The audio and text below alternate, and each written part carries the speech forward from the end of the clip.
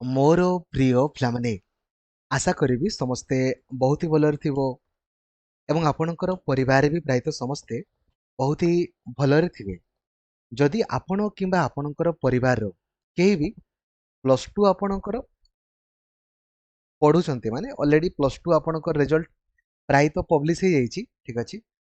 तो जदि आपणकर प्लस टू केही आपणकर पढ़िचंती किंबा आपण जदि पढ़िचंती आउ 4 वर्षिकिया आपणकर बीएड करिया पई चाहुचंती ना एपर्यंत आपण एप्लाय करि नाहंती काइंडली एप्लाय करि दियंतु काहेकि ना गवर्नमेंट रो नोटिफिकेशन आपणकर आस्थिला जे जो माने आपणकर जो माने भी प्लस टू परे 4 वर्षिकिया आपणकर बीएड करिया पई चाहुचंती सेही बीएड कोर्स टाकू आपणकर बंद कर दिया जायतिला किंतु वर्तमान न्यू नोटिस अनुसार आपणकर एई वर्ष पई 4 वर्षिकिया बीएड मध्ये आपण माने एडमिशन करि पारिबे। तो फर्स्ट ऑफ ऑल आपन को जणिया पई चाहिबी जे एथिरे केवल को माने अप्लाई करि पारिबे जो माने मिनिमम प्लस टू आपणकर परीक्षा देइचंती किमा प्लस टू रिजल्ट आपणकर पब्लिश हेइची आउ हला ते माने आपणकर करि पारिबे आउ एहा सेल्फ फाइनेंसिंग आपणकर कोर्स अटे।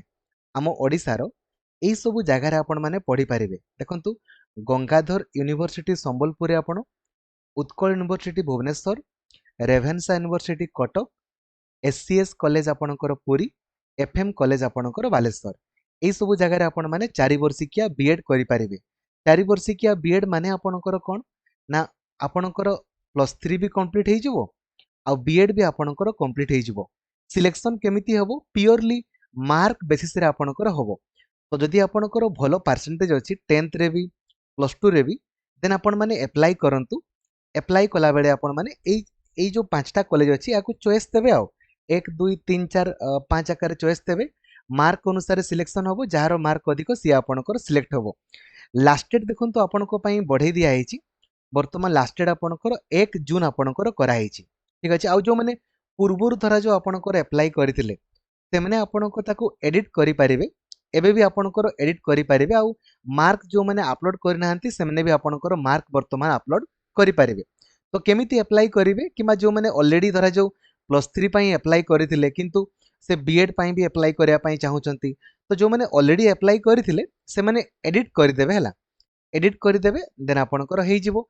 आ जो माने जमारू भी अप्लाई करि नाहंती सिंपली आपण samsodisha.gov.in को गला परे ए जो लेखा हिची आपणकर डिग्री ऊपर आपण क्लिक करिवे किंबा लेखा हिची आपण देखो एटा degree.samsodisha.gov.in ए वेबसाइट को गला परे आपण माने अप्लाई करिवे ठीक अछि जानि गले। तो समस्त को जणै दियंतु वर्तमान 4 वर्षिकिया इंटीग्रेटेड बीएड रो ऑनलाइन अप्लाई चली जार लास्ट डेट आपणकर 1 जून रे सरी जीवो। जदि आपण माने बीएड करिया पई चाहुचंती मार्क बेसिस रे कोनोसी भी एंट्रेंस आपणकर होबनी मार्क बेसिस रे आपणकर एडमिशन आपणकर होबो ठीक अछि। थैंक यू जय जगन्नाथ धन्यवाद थैंक यू।